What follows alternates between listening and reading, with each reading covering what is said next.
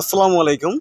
সম্মানিত দর্শক, আমি একটা ট্রায়াল বেসড আমি একটা এখানে পরীক্ষা আমি চালিয়েছি, পরীক্ষা করেছি যে আমি ঢেঁড়স গাছের ছোট অবস্থায় আমি ঢেঁড়স গাছের মাথাটা আমি ভেঙে দিয়েছিলাম। উদ্দেশ্য ছিল যে একটা ঢেঁড়স গাছ থেকে কয়টা ডাল হয় এবং প্রত্যেকটা ডাল থেকে ঢেঁড়স হয় কিনা।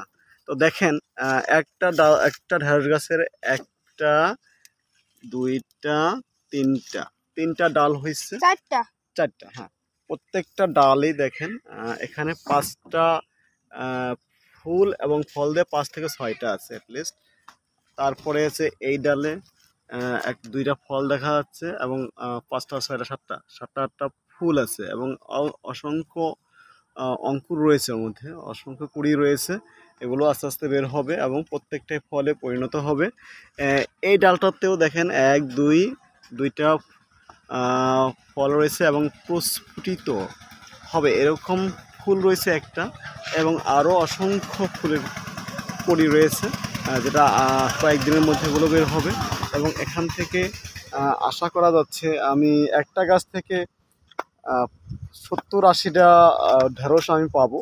কারণ নর্মালি একটা গাছ থেকে 40 থেকে 50টা ফল কালেকশন করা যায়। সেখানে আমি একটা গাছ মাথা ভেঙে দেওয়ার কারণে 4টা ডাল হয়েছে। 4টা ডালের অ্যাভারেজ করলে আমি এটা থেকে যে সামগ্রিক ফল পাবো আমি 80 থেকে 90টা। পাশাপাশি এইটাও দেখেন, কয়েকটা ডাল, 4টা বসা ডাল আছে, প্রত্যেকটা ডালেই ফল আছে, প্রত্যেকটা ডালেই ফল আছে, ফুল আছে, কি পরিমাণে ফুল এবং ফল আছে। হ্যাঁ, এভাবে দেখেন পুরো একটা গাছ, একটা ঝোপালো গাছ হয়ে গেছে, মনে হয় যেন একটা গাছ, বাট এখানে 4টা 5টা গাছ মনে হচ্ছে।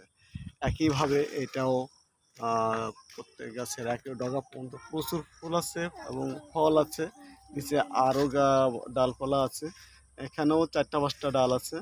তো সামগ্রিকভাবে আমার যে পরীক্ষাটায় আমি সফল হয়েছি, কারণ একটা গাছ থেকে যদি 4টা ডাল হয়, 4টা ডাল থেকে সম পরিমাণেই ফল সে দিয়ে যাচ্ছে, প্রতিটা পাতার গোড়ায় গোড়ায় একটা করে ফল। তো আমার এই পরীক্ষাটা এখানে আমি করেছি এবং এটাতে আমি যেই রেজাল্টটা পেয়েছি, আশা করি ভবিষ্যতে আমি এটাকে আরও বিস্তীর্ণভাবে করব এবং রেজাল্ট আরও বেশি, মাশাআল্লাহ আরও বেশি ভালো হবে। তো ঠিক আছে, ধন্যবাদ সবাইকে। আসসালামু আলাইকুম।